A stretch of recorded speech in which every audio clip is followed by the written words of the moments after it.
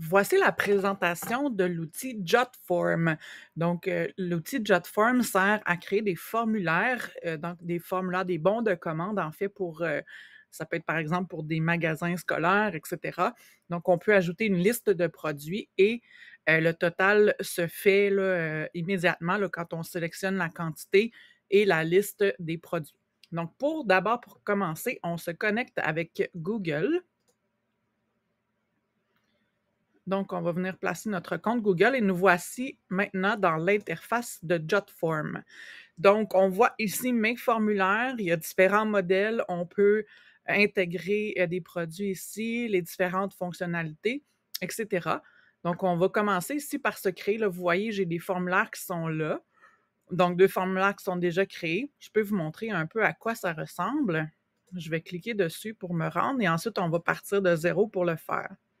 Je vais cliquer sur modifier le formulaire. Donc, vous voyez ici, donc j'ai mis notre magasin scolaire. On a nom d'un parent, nom de l'élève, le groupe, le courriel. Ensuite, vous avez la liste de produits à cliquer avec des boîtes de quantité.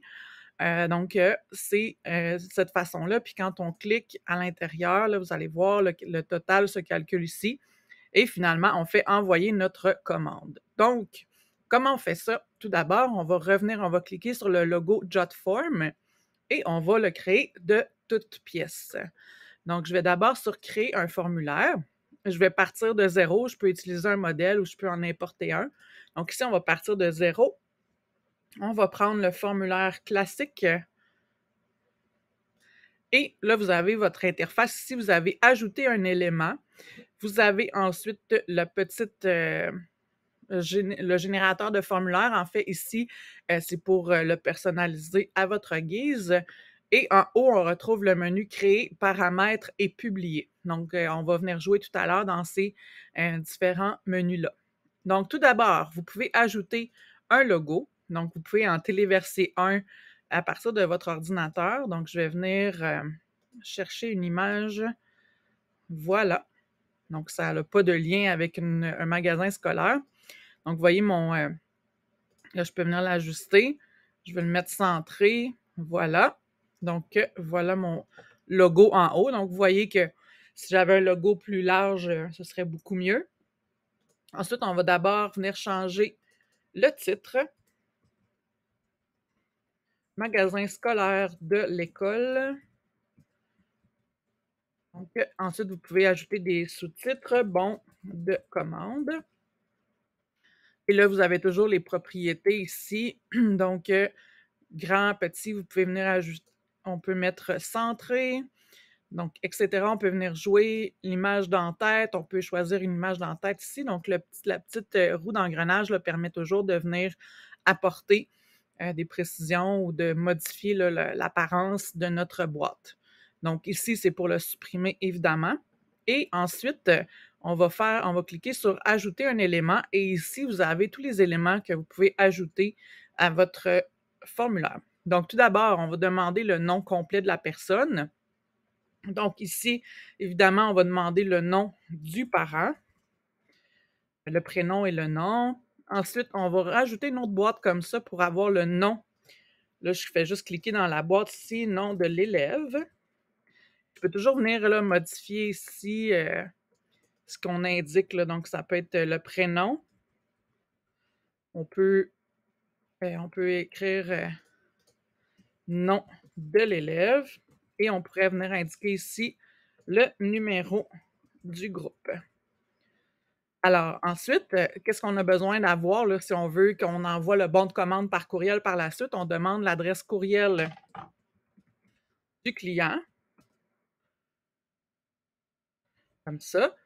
N'oubliez pas que vous pouvez toujours venir changer les exemples. Tout ce qui est texte là, peut être modifié à l'intérieur de ça, puis on peut toujours cliquer également sur la propriété pour modifier. Donc, ensuite, on peut demander le numéro de téléphone. Et par la suite, on a la liste de produits. C'est ce qui nous intéresse ici. C'est ce qui nous intéresse là, vraiment pour le bon de commande. Donc, on va cliquer sur nos produits. Et là, à ce moment-ci, vous pouvez les ajouter à partir d'ici. Vous voyez dans la barre de droite, Mais sinon, vous pouvez le faire là, directement ici, en ajoutant un après l'autre. Donc, ici, on peut dire qu'on a un crayon. On vient cliquer et on indique crayon. On peut venir placer une courte description. Évidemment, vous pouvez venir placer une photo, donc choisir une photo, là, avoir plus d'images ici. Vous pouvez en ajouter à partir de votre ordinateur. Ça peut être un dessin d'élève, une photo, etc. Donc là, on a le crayon. Vous avez vu là, quand je cliquais sur le petit engrenage, ici c'est en USD, donc évidemment, on va venir le placer en devise canadienne. Mais ça a peu d'importance, là, ça va faire un total quand même. Là, c'est pas, on ne demande pas aux personnes de payer directement sur le formulaire, mais on pourrait le faire. Donc voilà, donc c'est en argent canadien désormais. Donc voilà, ici on a le sélecteur de quantité. On va ajouter maintenant un autre produit, un efface. Et ici, par défaut, là, vous voyez qu'il est gratuit. Donc on peut placer des sous. Donc c'est important de placer un point. Donc 50 sous. Et voilà, donc il prend automatiquement maintenant la devise canadienne. Et là, pour mon efface, je peux toujours ajouter aussi une image. Et là, vous voyez, on n'a pas le sélecteur de quantité. Donc pour ça, il faut cliquer sur le petit engrenage ici. Et dans les options, on peut ajouter un sélecteur de quantité. On ajoute ici. Et c'est merci de choisir. Là. Donc, est-ce qu'on veut une liste déroulante ou encore est-ce qu'on veut que la personne vienne indiquer la quantité là, à l'aide d'un chiffre? Donc, on va y aller là, avec une liste déroulante. Ça évite les erreurs. Et on fait sauvegarder. Donc voilà, là, j'ai maintenant mon efface. J'ai mon crayon et je peux venir ajouter un autre produit. Donc, l'avantage de les faire avec la barre qui est ici. Donc, ici, là, vous voyez, je peux ajouter tous mes produits, puis j'ai accès automatiquement là, à la petite banque. On peut le dupliquer. Donc, ça, c'est l'avantage là, quand on veut avoir le sélecteur de quantité automatiquement. Là.